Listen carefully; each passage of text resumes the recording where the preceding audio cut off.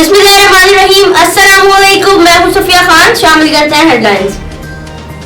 कातिल मोदी का वावेला, भारत का मकरू चेहरा दुनिया को दिखाने पर मोदी को मिर्चें लग गईं। भारतीय वजीर आजम ने ट्रंप को इमरान खान की शिकायत लगा दी। मोदी की फोन पर अमेरिकी सदर से 30 मिनट तवील गुफ्तगू। अमन को मुसलमानों और कश्मीरियों के खून से रंगने वाले मोदी ने कहा, इमरान खान के बयान खित्ते का अमन खराब कर रहे हैं।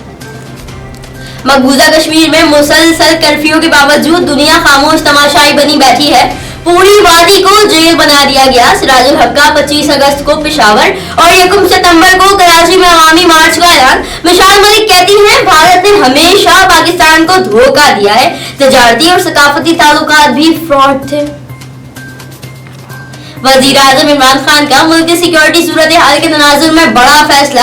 Army chief general Qamar Javed Bajwa की मुद्दत मुलाजमत में 3 साल की तौसीह कर दी। नोटिफिकेशन जारी। वजीर आजम ऑफिस के मुताबिक फैसला मुल्क को खित्ते में अमन की कोशिशों के तसल्सल और इलाकाई सिक्योरिटी सूरत हाल के पेश नजर किया गया। जनरल कमर जावेद बाजवा की मुद्दत मुलाजमत 29 नवंबर 2019 को खत्म होना थी।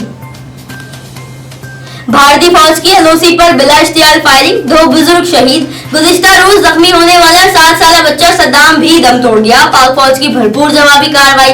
2 भारतीय फौजी हलाक और मुतादिद जख्मी हो गए। सीज फायर की खिलाफ वर्जी पर भारतीय डिप्टी कमिश्नर की दफ्तर खारजा तलबी। तर्जुमान दफ्तर खारजा ने भारतीय हठधर्मी को इलाकाई अमन के लिए खतरा करार दे दिया।